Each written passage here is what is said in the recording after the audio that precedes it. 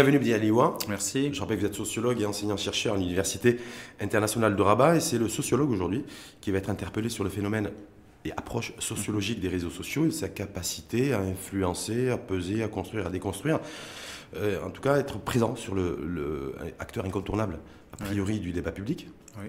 À peser sur les décideurs politiques, sur les décisions politiques, un peu à l'image de la campagne de boycott qui a démarré il y a quasiment 2 mois, jour pour jour. D'ailleurs, Mehdi Aliwa. Et plus récemment, sur le traitement, j'allais dire, qui a été accordé aux joueurs de l'équipe nationale marocaine qui a marqué un but. Malheureux puisqu'il a marqué contre son camp. Donc sur un petit peu cette galaxie réseaux sociaux, on n'a pas forcément beaucoup d'informations là-dessus, mais quand on est sociologue comme vous, avec un peu de recul, de hauteur, quelle lecture fait-on ? La première lecture déjà, c'est de se rendre compte que les Marocains sont rentrés de plein fouet dans une transformation démographique. Alors je sais que ça paraît comme ça un peu... Transformation démographique. Une vraie transformation démographique, une vraie révolution démographique dans lesquelles les individus apparaissent comme étant des acteurs qui veulent vivre pour eux-mêmes, faire des choix, etc. Et les réseaux sociaux, c'est-à-dire avoir un profil, Facebook, Twitter, etc., WhatsApp, Snapchat, etc., c'est aussi exister en tant qu'individu sur une scène. Alors une scène ici qu'on appelle réseau social, on pourrait les appeler aussi des médias sociaux parce qu'en fait elles médiatisent, ça participe de médiatiser cette scène. Mais ce qui est intéressant, c'est que on cherche aussi en tant qu'individu à faire du collectif en ligne. Alors je m'explique rapidement. J'existe individuellement, mais je veux adhérer aussi ou être présent au travers d'une communauté en termes d'appartenance, c'est ça ? Exactement. Mais du coup, comme j'existe aussi en tant qu'individu, donc comment on allie à la fois le collectif et l'individuel, eh ben on cherche, si vous voulez, on cherche des points communs, mais aussi on réinvente les discours. Les discours politiques, les mythes nationaux, on réinvente aussi sur la question religieuse. On le sait bien, hein, sur ces réseaux sociaux, vous pouvez trouver des gens qui font des prêches, des gens qui font des conseils, et tout n'importe quoi. Des gens très sérieux. Des gens qui revendiquent aussi des modèles un petit peu laïcards. Aussi, oui, bien sûr. Voilà, mais ça, c'est sur la question religieuse. Ouais. Exactement, mais sur la question politique, des gens font des prêches. Avec des affrontements aussi, des prises de position tranchées. Voilà, ça suscite le débat.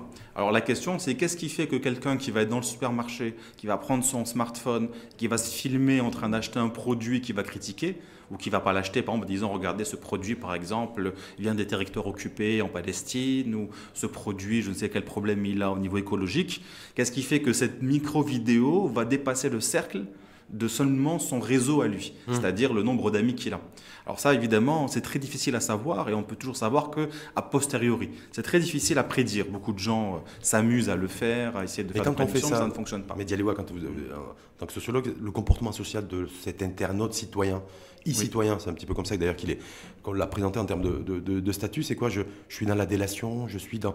Voilà, je suis... Ah non, je suis dans l'existence. Dans l'existence. Ah oui, oui. Pour moi, le Maroc... Je poste une vidéo pour dénoncer la cherté d'un produit ou autre. Oui. Je suis avant tout dans la revendication existentielle, c'est ça ? Oui, c'est ça. Le Maroc traverse cette transformation démographique, transforme la famille et fait ce qu'on appelle une crise existentielle. En tout cas, il y a une quête existentielle des Marocains qui se cherchent. Alors, ce n'est pas qu'au Maroc, hein. En fait, c'est un peu mondialisé cette affaire-là, mais dans l'histoire marocaine ou dans les pays équivalents au Maroc, ça c'est très rapide. C'est-à-dire qu'on est passé d'une société très traditionnelle, dans laquelle la famille était traditionnelle. La famille traditionnelle, attention, ce n'est pas le couple, ce n'est pas la conjugalité. La famille traditionnelle, c'est d'abord avant tout 2 communautés qui se marient. Et au sein d'une même lignée, tous les enfants ne se mariaient pas au Maroc. Des fois, était même choisi une femme parce que quand elle va être âgée, elle s'occupera des parents, elle s'occupe du frère qui lui s'est marié pour garder les enfants, etc. Donc en fait, c'est 2 familles, pour aller vite, c'est 2 communautés qui se réunissent. D'ailleurs, on aimait beaucoup les mariages endogames entre cousins, ça se faisait énormément au Maroc, c'est une spécificité, et ça a été bien montré par des démographes, par exemple comme Emmanuel Todd, Youssef Courbet, plus précisément, qui a vécu longtemps au Maroc. Ça protégeait aussi les femmes, parce que les femmes n'étaient pas seules face à l'autorité du mari. Les épouses étaient aussi des sœurs, des filles, des mères, des confidentes, et on vivait un peu en communauté. C'est l'image du riad. Et tout ça a implosé ou est en phase d'implosion en tout cas ? Ah non, ça a explosé. C'est-à-dire qu'il reste quelques poches plus dans le monde rural que dans le monde urbain, mais même le monde rural s'urbanise à une telle vitesse, ça il faut bien le voir, à quel point le monde rural marocain n'est pas le reste de la tradition marocaine. Les gens qui vivent dans le monde rural deviennent de plus en plus urbains. Bien sûr, urbains en transition, mais urbain quand même. Si vous voyez toutes les petites villes marocaines, les petits douars qui ont explosé, c'est assez impressionnant. En tout cas, dans les douars, y compris les plus retirés, me dit Aliwa, je crois savoir, je parle sous votre couvert, que tout le monde dispose d'un smartphone. Exactement. Tout le monde est connecté. Tout le monde est connecté. Des fois, ça arrive plus vite que certains services de l'État. Mais il faut bien savoir que le premier service qui a été rendu, c'est une grande campagne qu'avait menée l'ONE à l'époque, celle de l'électrification rurale. Évidemment, il y a encore beaucoup de choses à faire, mais malgré tout, le développement rural du Maroc a fait rentrer la ruralité marocaine dans la modernité, et ça que récemment. Si on rajoute à cela l'école, et le fait que la plupart des enfants vont à l'école et donc sont alphabétisés, eh bien on a le résultat qu'on a aujourd'hui, parce qu'à l'école, vous n'êtes pas jugé collectivement, vous avez une note individuelle. Donc il y a cette transformation, on se marie de plus en plus, paradoxalement au Maroc, on se marie plus aujourd'hui qu'il y a 50 ans. Parce qu'on cherche son épouse ou on cherche son mari, on cherche à faire sa vie, on cherche à faire sa famille et pas la même famille qu'a voulu la communauté ou la tribu. C'est très différent. Mais on divorce de plus en plus aussi. Hein. On divorce. En fait, le divorce est assez stagne. Ouais. Ça avait augmenté après la réforme de la Moudawana parce que les femmes ont eu le droit de le demander, mais ensuite ça a stagné. Et en fait, c'est une caractéristique logique. Aujourd'hui, on est plus dans le mariage que dans le divorce, mais bientôt on va. C'est des évolutions sociales. Ce sont des évolutions sociales. C'est-à-dire qu'on existe en tant qu'individu. On choisit sa femme, on choisit son mari, on essaye d'avoir son petit appartement, même dans les villes, dans les petits villages reculés, on essaie d'avoir son chez-soi, on a son salon marocain, on a sa chambre de séjour, et c'est la chambre conjugale, etc. On a son crédit, on a son compte en banque, enfin pour ceux qui réussissent en tout cas à l'avoir, on a sa voiture, etc. Et donc on est dans autonomie de l'individu. Autonomie de l'individu. Autonomie de l'individu sur l'utilisation, consommation d'ailleurs des réseaux sociaux. On le voit avec cette campagne de... Je faisais référence en préambule, mais il y a les lois de boycott. Oui. Là, donc vous avez parlé de transformation démographique, puisque c'est plus fort que pression démographique. Donc transformation aussi sociétale, par extension, par ricochet. Et là, cette campagne de boycott, quelle lecture faites-vous, point de vue sociologique, se dire voilà, est-ce que là effectivement, ça a permis effectivement à ces e-citoyens aussi qui ont gagné en autonomie et qui sont quasiment autonomes d'adhérer. Donc voilà, et se dire voilà, Mais ils adhèrent d'autant plus qu'en réalité, ils ont, bon gré mal gré, adhéré, si vous voulez, à un discours, à un mythe ou à une idéologie plus globale, celle de la modernité et de la libéralisation progressive et de l'économie, mais aussi des mœurs, et aussi du carcan familial. C'est quelque chose même qui revient très souvent dans le discours du chef de l'État, de Sa Majesté, qui revient souvent sur la nécessité de moderniser le Maroc, d'aller de l'avant, tout en gardant des constantes. Mais malgré tout, les gens ont adhéré et continuent à adhérer à ce discours. Et donc, en travaillant dur, en travaillant à l'école, en travaillant dur, en faisant des heures supplémentaires, je vais réussir dans la vie. Et c'est vrai que ça fait exploser l'économie marocaine, et il y a eu quand même, malgré tout, un boom et un vrai développement économique. Mais il est insuffisant aujourd'hui par rapport aux besoins de ces individus, notamment de la classe moyenne, qui ont l'impression qu'ils ont été des bons élèves, qui ont joué le jeu, si vous voulez, mais qui se disent « j'en tire pas tous les bénéfices ». Et ils ont l'impression... à tort ou à raison, mais ils ont l'impression, ils le signifient de manière claire, régulièrement dans les sondages, dans les enquêtes de sciences politiques ou de sociologie, et on le voit de manière militante, ils disent c'est toujours les mêmes qui s'en mettent plein les poches ou qui réussissent, et nous, on est les laissés pour compte. Alors, en réalité, non, parce que c'est comme la classe moyenne, ils vivent bien mieux que les millions de Marocains qui sont autour du seuil de pauvreté. Ou que leurs parents, d'ailleurs. Ou même que leurs parents. Dans mais le crédit par-ci, payer les heures supplémentaires par-là quand l'école est défaillante, payer la santé privée parce qu'il n'y a pas de spécialistes dans leur... Toujours, ils ont l'impression de mettre la main au portefeuille, à tort ou à raison, souvent d'ailleurs plutôt à raison qu'à tort, et donc il le signifie clairement. Ça a été pour vous le révélateur de cette campagne de boycott. Donc pour vous, Mehdi Aléwa, c'est la classe moyenne nationale qui est aujourd'hui, a été sensible aux sirènes, si je puis dire, de cette campagne de boycott, parce que je rappelle qu'elle n'est toujours pas identifiée, il n'y a pas d'affiliation politique clairement établie, il n'y a pas de structure visible. mais il y a une adhésion. Mais c'est cette classe moyenne, en fait. Et franchement, moi, j'ai envie de dire, bon, peut-être parce que je suis sociologue, si j'étais politiste, j'aurais aimé savoir qui est derrière, mais en tant que sociologue, j'ai envie de dire, en fait, ça n'a aucun intérêt de savoir, peu importe, à partir du moment où les gens ont adhéré de manière quand même assez importante, hein, pour pas dire massif, à partir de là, il faut renverser le logiciel et dire, non pas qui l'a lancé, mais pourquoi les gens ont suivi. Et peu importe qui l'a lancé. Et vous, pour les gens qui ont suivi, c'est par rapport aux raisons que vous avez énumérées précédemment, voilà. c'est ça? De toute façon, qui peut acheter, qui va ces produits-là qui sont... acheter de l'essence, c'est quelqu'un qui a une voiture, voilà. Bon, le Danone, à la limite, c'est souvent, ou les produits laitiers sont souvent consommés par un grand nombre de Marocains, mais ceux qui en consomment beaucoup, c'est quand même des gens qui ont un certain pouvoir d'achat. C'est pour ça que dans les épiceries marocaines, quand on est visité par des étrangers européens, ils sont très surpris, on peut acheter un Danone. Et d'ailleurs, l'épicier fait crédit sur un Danone, je cite une marque, mais un yaourt. Un pot de yaourt, ouais. Un pot de yaourt. Parce que les Marocains n'ont pas les moyens, des fois, d'acheter plus qu'un seul yaourt. Dans une de ces déclarations, il y a le top management d'une entreprise de produits laitiers, pour ne pas faire de la pub, qui a fait une déclaration en disant que 90% des boycotteurs, de ceux qui boycottent en tout cas a priori leurs produits, ne savent pas pourquoi ils boycottent. Est-ce que c'est un sentiment, vous, en tant que sociologue, que non, c'est faux. Vous partagez? Non, cette personne se trompe lourdement. Les gens savent très bien pourquoi ils boycottent. Alors peut-être que de manière injuste, certaines marques sont visées injustement. Mais ça, c'est de la polémique politique. Et moi, je ne suis pas ici pour en parler en tant que sociologue. Mais les gens savent très bien. Il faut faire confiance aux acteurs sociaux. Les acteurs sociaux essayent toujours de mettre en conformité leurs pratiques avec leurs valeurs.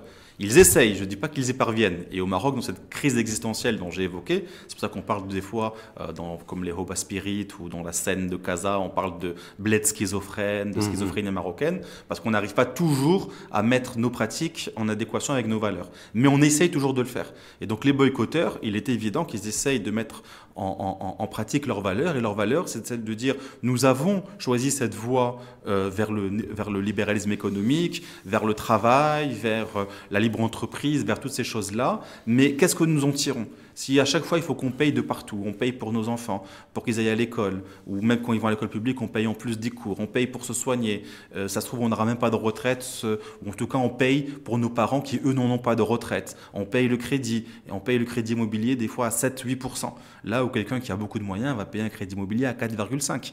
Et donc ce sentiment d'injustice, les Marocains, notamment ceux qui sont passés par l'école, notamment ceux qui sont sur les réseaux sociaux qui savent lire et écrire, le ressentent de Dakhla à Tanger, de Tanger à Oujda et de Oujda à Zagora. C'est intéressant l'idée que vous avez développée, Medialoua, d'existentiel et en termes de raison, d'individualisme au collectivisme, c'est un petit peu ça, avec des passages aller-retour. Est-ce que ceux qui sont dans le boycott ou qui ont adhéré, en maîtrisant ou pas en tout cas les enjeux du boycott, ça leur permet aussi de se dire, voilà, ben moi aussi, en n'achetant pas tel type de produit, eh bien, ça me donne une tribune aussi, ça me permet aussi d'exister. Oui, bien sûr. C'est ça. Est-ce que mécaniquement, psychologiquement, ça joue ça? Ah oui, bien sûr, ça fait communauté. Enfin, communauté. Ça me revalorise, ça me redonne un statut, Oui, mais ça me fait appartenir à un ensemble. Ouais. Parce que si c'était que sur les réseaux sociaux, ça ne fonctionnerait pas. Parce que si on n'achetait pas sur les réseaux sociaux, si on râlait que sur les réseaux sociaux, ça ne marcherait pas. C'est parce que les gens râlent dans le taxi avec le chauffeur de taxi, râlent dans le café, en parlent en famille. Enfin, moi aussi, j'ai été surpris en tant que sociologue, je ne vais pas vous le cacher, de l'ampleur du mouvement. Et partout, dans la famille, chez les amis, tout le monde parle que de ça. Et pratiquement, j'ai envie de dire, toutes catégories confondues, en tout cas dans les villes. Catégorie sociale, c'est-à-dire toutes catégories sociales. Les familles aisées. Tout le monde en parle. Pour critiquer, être d'accord, pas d'accord, mais c'est un objet de débat. Et non seulement on en parle, mais en plus on le met à l'œuvre en achetant ou en n'achetant pas. Parce que même quelqu'un aujourd'hui qui achète une de ces marques sait très bien qu'il achète une marque qui est critiquée et donc il le fait sciemment.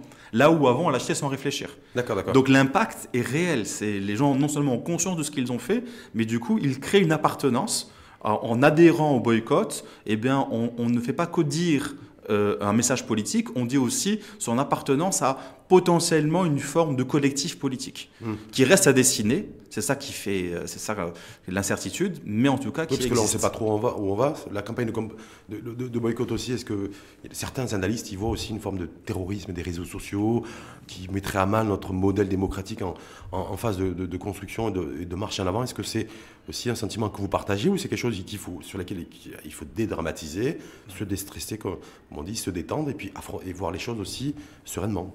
Premièrement, c'est toujours mieux de paniquer quand on panique, on se met à faire n'importe quoi sur un terrain de foot pendant la Coupe du Monde, on peut perdre ses moyens, d'accord. Même un médecin peut se mettre à mettre des baffes à quelqu'un sur un protocole commotion en oubliant les fondamentaux de la médecine et en voulant justifier parce qu'on a perdu son sang-froid. Donc en général, au foot comme dans la politique, il ne faut pas perdre son sang-froid et il faut il faut prendre les choses les unes après les autres sereinement. Mais dans le cas particulier, sur le cas du boycott et sur le cas de la démocratie, c'est quand même quelque chose qui revient très souvent depuis la nuit des temps, hein, même en Grèce, dans la Grèce antique, là où il y avait l'agora, là où on parlait, là où il y avait l'organisation. Certains n'avaient pas le droit à la prise de parole. Les femmes, les métèques, les esclaves, etc. Bon, même du temps premier de l'islam, au moment où le prophète enseigne la foi musulmane à Yathrib, qui devient Médine, et le mot Médina, etc. Et on fait de la politique en ville, hein, on ne fait pas de la politique on organise la cité, exactement. Ben, ces débats sont venus. Qui a le droit de parole? Est-ce qu'on met des intermédiaires entre Dieu et les gens, etc. Mais aussi sur les questions politiques. Donc c'est très ancien cette affaire. Et souvent, les élites ont tendance à se défausser en disant oui, mais ça met à mal l'esprit de l'organisation parce que tout le monde peut donner son avis. Bah, justement, on donne beaucoup son avis, on crée du sentiment d'appartenance et à la fin, si on prend les choses comme il faut, on en sort grandi. Donc pour vous, en clair, sans vouloir synthétiser votre propos, Mehdi Aléwa, cette campagne de boycott et tout ce qui se passe depuis 2 mois nourrit le modèle démocratique. Totalement. Et a élargi l'assiette, j'ai envie de dire, dans la prise de parole du citoyen, c'est ça? Non seulement il nourrit ce modèle démocratique, mais il nourrit le nationalisme marocain, il nourrit le patriotisme. Peut-être ça paraît moins évident que les drapeaux de foot, etc.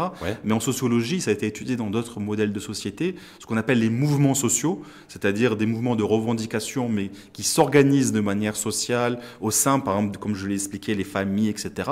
Même s'il faut une scène, une agora, la manifestation ou autre chose, mais les mouvements sociaux participent à transformer la société, mais participent aussi à créer du lien social. Et donc, on a un type de société particulier, on a un type de lien social particulier et donc un type de mouvement social particulier. Parce que tout ça reste très dynamique en fait et cyclique. Exactement. Exactement. Et le mouvement social marocain aujourd'hui, c'est celui qui demande un État-providence. Et ça, depuis au moins une vingtaine d'années et de manière très claire avec le 20 février, de manière très claire, même s'il y a eu beaucoup de parasites, des extrémistes, des faux discours avec ce qui s'est passé, le Hirak de l'Husseima ou Zarrada, il y a aussi des discours qui ne sont pas intéressants pour le Maroc qui ont été mis, mais si on regarde bien ces mouvements-là, qu'est-ce que demandent tous ces mouvements-là? Ils demandent un État-providence, ou en tout cas un État social, une meilleure redistribution des richesses. Ils demandent aussi, c'est beaucoup la classe moyenne. Territoriale, et en fait que chacun puisse bénéficier des mêmes avantages en matière d'infrastructure. La méritocratie. Si je travaille, si je travaille, je peux aboutir. Le fait qu'un diplômé finisse écrasé dans une benne à ordures parce qu'il n'avait pas d'autre moyen que de vendre du poisson à la sauvette, c'est une image terrible et ça a résonné chez tous les Marocains parce que c'est à l'image de l'échec ou une partie de l'échec de ce modèle-là, donc qui n'a pas permis à la classe moyenne, même en allant à la fac, même en ayant des diplômes supérieurs, d'avoir une place dans la société. Et justement par rapport à cette plateforme un petit peu je vais dire Galaxy, si on peut dire ça, Galaxy sur la campagne de boycott, environnement alternatif, numérisé. Je vous ferai un signe Spock. Oui, parce que je me dis, il y a cette campagne là, depuis 2 mois, et puis là, depuis 2 semaines, grosso modo, on voit aussi les conséquences économiques et sociales. Donc, ma question, en fait, Mehdi Aléwa, c'est est-ce qu'il ne va pas y avoir aussi, c'est pas peut-être limiter aussi l'impact de cette campagne de boycott si demain, il y a des emplois qui sont en danger, il y a des compatriotes, en fait, de ces e-citoyens boycotteurs, qui seraient à l'origine en fait de la destruction d'emplois et de la perte d'emplois Je ne suis pas économiste, mais quand même les choses... mais sociologiquement et socialement parlant en fait. Oui, non, mais en fait les choses ne se passent pas comme ça. C'est-à-dire que c'est comme sur les causes... Il y a une déconnexion en fait, c'est pas... Non, c'est-à-dire que soit les Marocains vont arrêter de manger des produits laitiers, ce que je ne pense pas. Non, et donc à ce moment-là, s'ils arrêtent de manger du lait, de boire et de consommer des produits laitiers, il faudra reconfigurer les choses. Mais s'ils se reportent sur d'autres marques, peut-être pendant la transition, ils en mangent moins. Les emplois perdus quelque part sont récupérés ailleurs. Hein. Mais le citoyen n'est pas, c'est pas dans son équation, mais dans son esprit, il n'y a pas de. Parce que c'est des individus. Donc même si c'est des individus coalisés, même si c'est des individus qui essayent de faire en tout cas, un semblant de communauté, ça reste d'abord et avant tout des individus. C'est ça la transformation dont j'essaie de parler. C'est aussi une transformation démographique qui d'ailleurs amènera d'autres problèmes bientôt parce qu'on va vieillir. On est en train de vieillir à une vitesse incroyable. On va passer aux maisons de retraite à s'occuper des personnes âgées. Il faut y penser très très vite parce que c'est ça le Maroc de demain. C'est plus plein d'enfants dans les rues qui jouent au foot en se demandant s'ils vont à l'école ou pas. C'est plutôt plein de vieux et j'espère qu'ils finiront pas dans les rues. Mais en tout cas, ce changement démographique très rapide fait que les gens aussi sont de plus en plus des individus et c'est en tant qu'individus qu'ils boycottent. Même s'ils sont contents de retrouver un collectif, il reste assez virtuel ce collectif. Donc tous les appels en fait en disant voilà, j'ai encore en mémoire comme vous certainement la scène Daoudi, ministre de la gouvernance, voilà, qui dit voilà attention, il y a une menace qui plante sur l'emploi, la sortie aussi de top management d'une entreprise visée qui dit voilà moi si on a pris la décision de ne plus reconduire un millier de contrats, ça le e-citoyen. Zéro impact. Zéro impact pour moi, c'est zéro impact. Mais peut-être qu'ils auraient dû consulter des sociologues avant de faire ce genre de com. Zéro impact pour la simple et bonne raison que les gens, ce n'est pas leur problème. Leur problème, c'est leur quotidien, c'est de payer les traites à la fin du mois. Donc c'est ça le modèle de société qu'on nous dessine. Et d'ailleurs, ces sociétés capitalistes, c'est le modèle de société qu'elles dessinent. Ce ne sont pas des sociétés socialistes. Donc elles ne sont pas en train de dire on redistribue les bénéfices à nos employés, ceux qui sont nos coopérants ou je sais quelle forme. Non, ils sont en train de dire on a investi du capital et on veut gagner sur ce capital. On a des actionnaires, on a tout ça. Et donc on a des bénéfices, des dividendes en moins. On va réduire les coûts, on va rationaliser les dépenses. Les gens qui boycottent, eux-mêmes sont dans ce genre de monde. Ils le vivent au quotidien. Parce que quand avec les mêmes réflexes, avec les mêmes repères. Évidemment, évidemment. À la fin du mois, le banquier, quand il ne vous a pas payé votre crédit sur votre Logan, parce que c'est souvent des Logan ou des Sandero, je cite des marques, mais des voitures, ou alors des Picanto, des voitures que la classe moyenne peut péniblement se payer. À la fin du mois, quand vous n'avez pas payé votre traite, on vient vous la saisir, votre voiture, dans les crédits. Donc en fait, c'est le même réflexe. Mais évidemment. Donc on a l'impression qu'on est déconnecté avec les Marocains, sont chacun dans un monde différent. Le citoyen marocain consommateur réagit comme le chef d'entreprise qui produit. Complètement. On a en fin d'année rend des comptes aussi aux actionnaires. C'est ça une société. Sinon, ça voudrait dire, même si on a des différences fortes entre sociétés, même si on a peut-être des gens qui ne vivent pas exactement de la même manière, si on était complètement déconnectés les uns des autres, on ne pourrait pas vivre ensemble. Donc en fait, on est tous interconnectés, même si parfois les intérêts se divergent. Exactement. Ça, voilà. en fait, en clair. Merci, c'est une très bonne... Il y a un volet aussi, Mehdi Aliwa, sur le champ politique, les décideurs.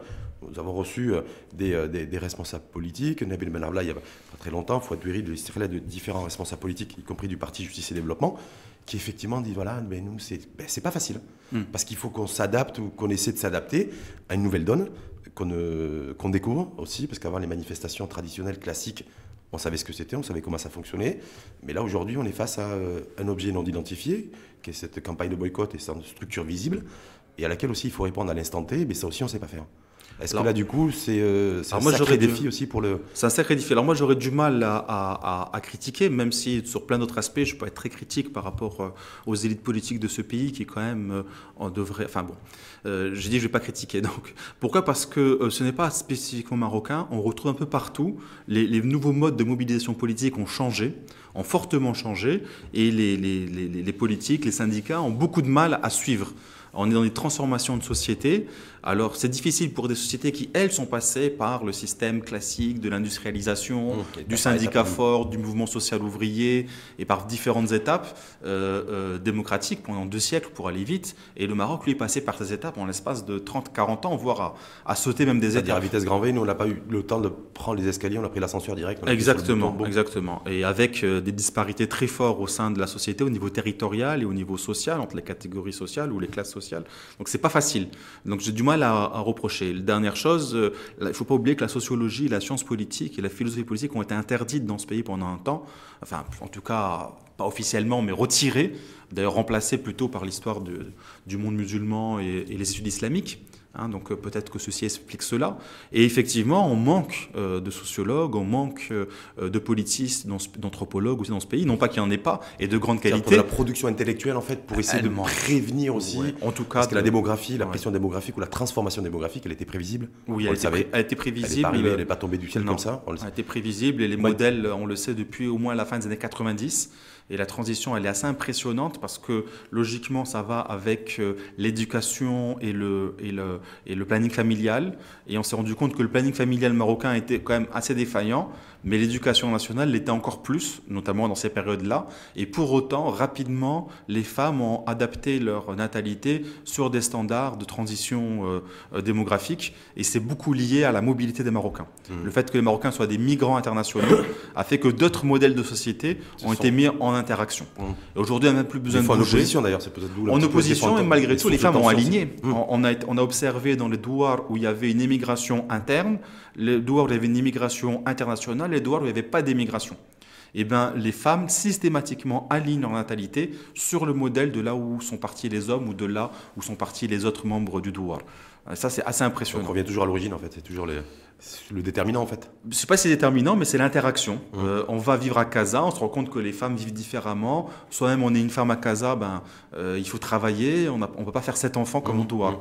Et puis surtout, on a accès aux produits.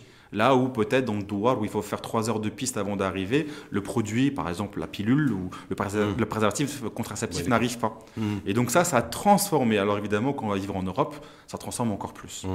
Et pour revenir sur le personnel politique, le chef de gouvernement, ce gouvernement, cet exécutif, vous n'êtes pas politologue, vous êtes sociologue qui est décrié en disant voilà, en fait, ils ne savent pas gérer, ils sont critiqués de toutes parts. Est-ce que vous trouvez ça légitime ? Après avoir dit ce que vous avez dit, est-ce qu'effectivement, quel que soit peut-être l'exécutif en place, quels que soient les hommes avec un grand H et les femmes aux responsabilités, face à cette situation de campagne de boycott, d'activistes sur les réseaux sociaux, de dynamique sociale et des différentes interactions, c'est pas facile non plus. Et que donc, du coup, il faut peut-être se montrer un peu plus modéré dans l'appréciation et le jugement. Mais peut-être vous et moi, puisque nous passons notre temps à réfléchir, à organiser des débats, à réfléchir, à faire de la recherche, à écouter les autres, à lire. Donc nous, peut-être, on peut... Mais pour le Marocain moyen, même si ce n'est pas pour le dénigrer intellectuellement, mais il est dans l'urgence, comme je vous l'ai dit. Donc, et lui, il a donné son vote, il a envie que sa situation s'améliore. Puis voilà, viennent tous ces problèmes de soucis quotidiens qui viennent s'accumuler. Et donc, il faut bien trouver un responsable à ça. Avant, c'était le chef de tribu, c'était le caïd, c'était... Bon, aujourd'hui, dans un système qui a changé, qui s'est démocratisé, c'est l'élu local, c'est l'élu national, c'est le député, et c'est un peu normal. Et ça se faisait aussi avant, mais ça se faisait dans les cafés. Mais à partir du moment où on a les réseaux sociaux et que c'est visible partout dans le monde, ça se fait au grand jour. Voilà, donc je prends mon smartphone et je réagis. On lave notre linge sale, non pas en famille, mais en public, avec Facebook. D'ailleurs, on a vu là, ces derniers jours, là, depuis 48 heures, un responsable politique qui est membre du bureau politique du RNI, qui s'appelle Montse Belkhayat, tweetait en disant voilà, au lendemain de ce malheureux but involontaire du joueur de l'équipe nationale contre l'Iran, qui s'est fait, je sais pas, critiquer, lyncher. En tout cas, c'était très compliqué pour lui sur les réseaux sociaux. Il y avait des gens, des internautes qui l'ont aussi défendu. Et Montse Belkhayat qui a dit voilà, en fait, il est beaucoup plus grave de marquer contre son économie et d'être à l'origine de destruction d'emplois, ou de menaces en tout cas sur l'emploi, que de marquer un but contre son équipe nationale. Donc il est politique, il est sur les réseaux sociaux, il suscite le débat, il suscite la critique aussi. Le problème, c'est qu'il s'est positionné comme étant faisant partie de la catégorie qui boycotte, comme étant un homme du peuple. Or, il ne l'est pas, puisque c'est un homme d'affaires richissime, c'est un entrepreneur économique, avec la réussite qu'on lui connaît. Mais qui a le droit de citer aussi, qui a le droit de... Ah, mais complètement. De prendre la parole. Oui, je sais pas. Mais c'est aussi un entrepreneur politique, oui, mais du coup, il n'est pas au même niveau qu'une personne qui boycotte. Donc il a voulu défendre le joueur de foot en liant cela avec la question du boycott. Mais il n'est pas au même niveau que les gens... Il y a un conflit d'intérêt entre politique et sport aussi, là ? Est-ce que là, c'est... Parce qu'on peut parler de... Non, pas pour le sport, non, sur le fait que... Par rapport à son tweet, de faire ce lien entre le but marqué contre son camp de ce joueur malheureux et... Pour moi, on a enterré un peu trop vite le marxisme. Il y avait beaucoup de choses à critiquer du marxisme, et fort heureusement, ça a été fait, mais on l'a enterré. Il y a quand même des conflits d'intérêts très forts dans une société. La femme de ménage ne peut pas être l'amie du patron. Elle lui nettoie ses toilettes, hachakom, excusez-moi pour les auditeurs, elle lui nettoie ses culottes, d'accord ? Elle ne peut pas être son amie. Bien sûr, et on aimerait que ça se passe de manière plus détendue, qu'elle soit bien traitée, bien respectée par son patron. Son patron n'est pas son ami. Et donc, si le patron se met à vouloir avoir trop d'affinité avec la femme de ménage, il y a une incompréhension de sa position sociale. Et c'est comme ça, c'est une règle qui existe dans toutes les sociétés. Et je pense que des fois, les hommes politiques devraient avoir de la retenue. Ils pourraient essayer de tweeter, mais pas de faire comme s'ils appartenaient, surtout des hommes politiques aussi riches que lui, ou qui dirigent des marques, etc. Est-ce qu'il y a un mal, est-ce qu'il y a un défaut, est-ce qu'il y a un inconvénient à être riche? Ah, pas du tout. Non, j'ai pas dit parce que... Parce que pour les boycotts, l'entreprise est là pour gagner des sous. Ah oui. Je parlais du marxisme, pas pour dire que c'était le modèle qu'il fallait adopter. Je dis juste qu'il ne faut pas oublier qu'il y a quand même des conflits d'intérêts dans toutes les sociétés. Voilà, les intérêts de l'employé ne sont pas les intérêts du patron. Et donc la démocratie, ce qu'elle a essayé de faire, c'est d'essayer de faire en sorte que ces conflits d'intérêts soient les moins violents possibles, et notamment par le droit, par la loi, par la politique. Voilà. Et c'est ce qu'on essaie de mettre en place au Maroc. J'ai l'impression que les dirigeants de grandes entreprises étrangers comme ceux de Danone ou de ces marques-là l'ont oublié. Des fois, ils ont l'impression qu'ils appartiennent au peuple. Non, ils appartiennent pas au peuple et ils défendent leur intérêt de capitaliste. Et bien sûr, leur intérêt capitaliste fait gagner aussi l'économie marocaine. Et créer de la richesse et créer de la richesse. Mais pour autant, c'est pas parce que ces capitaines d'industrie font gagner aussi le Maroc que ce sont les seuls à faire gagner. Parce que si les travailleurs se mettent à boycotter même le travail, on va voir ce qu'ils vont gagner. Il faut pas oublier quand même les capitalistes qui boycottent le capital. Exactement. Il faut faire attention. Juste pour rester sur ce responsable politique, parce que je vais pas le personnifier, ce Berriat qui a balancé ce premier tweet, 24 heures de repli, en disant peut-être qu'il a, il a reçu un message comme quoi il fallait qu'il la mette un petit peu en veilleuse. Et bien non, mais hier soir, il a retweeté Berriat parce qu'il a toujours été très présent. C'est un citoyen responsable politique en disant mais de toute façon je suis libéral, je cite, j'assume, je défends l'entreprise nationale et la création d'emplois jusqu'au bout et je suis prêt à débattre. Oui, bien sûr. Est-ce que c'est aussi symptomatique d'une démocratie en construction, de ces luttes sociales, de classe sociale aussi qui est visible et audible sur les réseaux sociaux, et qu'en fait il n'est pas forcément dans la provocation, ou alors vous considérez qu'effectivement... Ah non, moi j'ai pas dit ça. Non, mais je ne sais pas, comment vous l'analysez. Donc tout à fait, comment vous analysez un petit peu Est-ce que c'était un épiphénomène sur les... Ben non, mais s'il est prêt à débattre, c'est parce qu'il a été attaqué, je suppose. Parce que critiqué en tout cas, en disant voilà. J'ai pas bien suivi l'affaire, et puis comme vous l'avez dit, je suis sociologue et pas politiste ou politologue. Mais même si j'ai pas bien suivi l'affaire, je suis aussi moi aussi sur les réseaux sociaux, et d'ailleurs assez actif, et j'ai vu passer les critiques. D'ailleurs, j'ai eu connaissance du tweet. Grâce aux critiques, ou à cause. On le voit comme on veut, des critiques. Donc s'il a été critiqué, qu'il l'a entendu, qu'il est prêt à venir débattre, oui, c'est symptomatique de cette nouvelle scène politique, cette nouvelle agora démocratique qui est le souhait de tous les Marocains.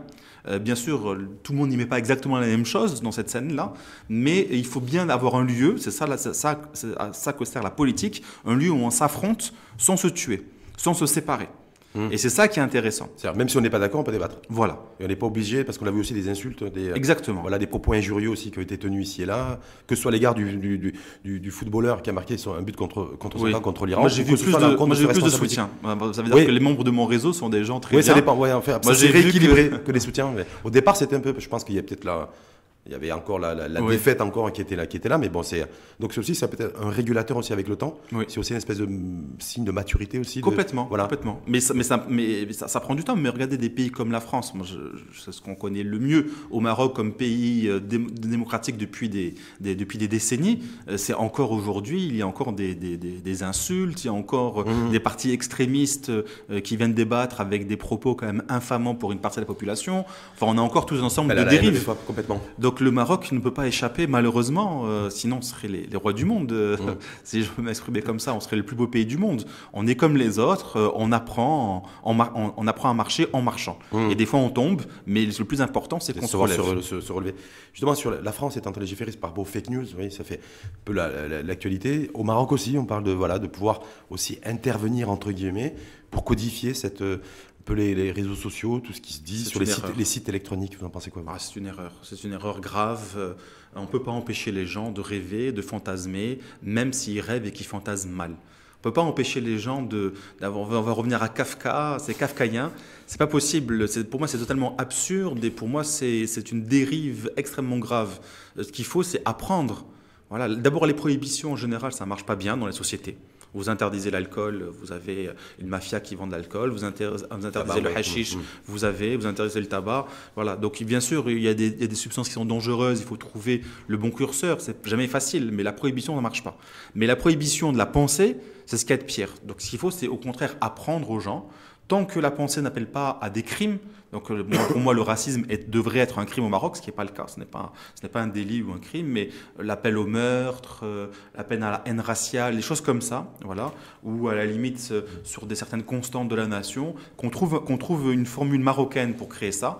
Mais après la question des fake news, il y a des gens, ils passent leur temps à imaginer un monde. Mais comment l'État peut réagir aussi? Parce que moi, je pense une dernière fake news pour rester dans le monde de la séquence d'aujourd'hui, Coupe du Monde, un petit peu, où il y a une information qui est sortie sur certains sites électroniques en disant voilà, il y a une cinquantaine de parlementaires, de députés qui sont invités et pris en charge aux frais du Parlement sur la base des deniers publics en Russie. Oui. Et il y a un communiqué qui est sorti hier soir officiel du Parlement en disant qu'il y a un démenti catégorique. Oui. Il n'y a pas de parlementaires qui sont pris en charge par les deniers publics pour aller en Russie assister à des matchs de la Coupe du Monde. Et donc l'affaire est réglée. D'accord. Un simple contre-communiqué. Exactement. Ou une simple réaction. Et si des gens sont mis en cause directement et qu'ils sont accusés d'improbité, ils peuvent saisir les tribunaux parce que c'est diffamatoire. Donc la diffamation existe. Et moi, je ne suis pas contre l'idée qu'on puisse poursuivre dans des limites quand même, dans des limites bien encadrées, des journalistes pour diffamation, dans le cadre non pas d'une fake news, mais